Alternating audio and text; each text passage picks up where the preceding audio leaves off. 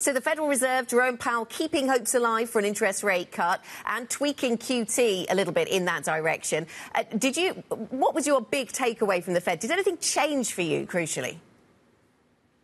Morning, Anna. I think that the big picture is still the same. The Fed still thinks that there is room for them to cut rates later in the year. I think it's a pretty fair estimate, given that we still have 8 months left on the calendar.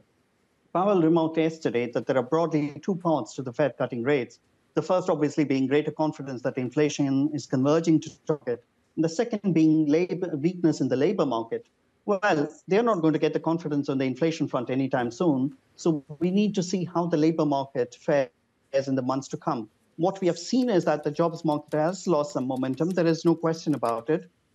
But on the whole, it's still healthy. I mean, you've got to admit that prints that we have seen show the economic resilience.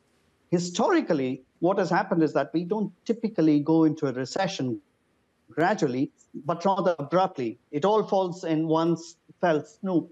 And so it's still possible that we could get 1 or 2 rate cuts, which is roughly what the markets are positioned for, and which is the outcome that Powell would have wanted last night going into that meeting. OK. And then we saw some movement in the yen. After we got the statement from the Federal Reserve, we saw some movement in the yen. Perhaps it was intervention. I see a Trader Talk piece this morning saying this yen intervention looks doomed and desperate. Are we seeing more intervention? Is that what it looks like to you, Ven?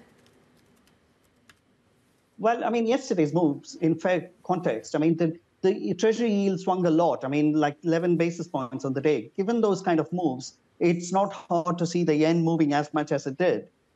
But I think the big picture is that, too much of the market getting caught up in whether or not the BOJ or MOF were in the markets. I think that is kind of distracting the wider conversation. The big picture here is what happens to the yen. And I think that the markets are still underpricing volatility. The yen markets are thinking the yen will snap back to 150 in 1 month's time. I think that is underpricing the volatility in the market. So it could go on for longer than people think.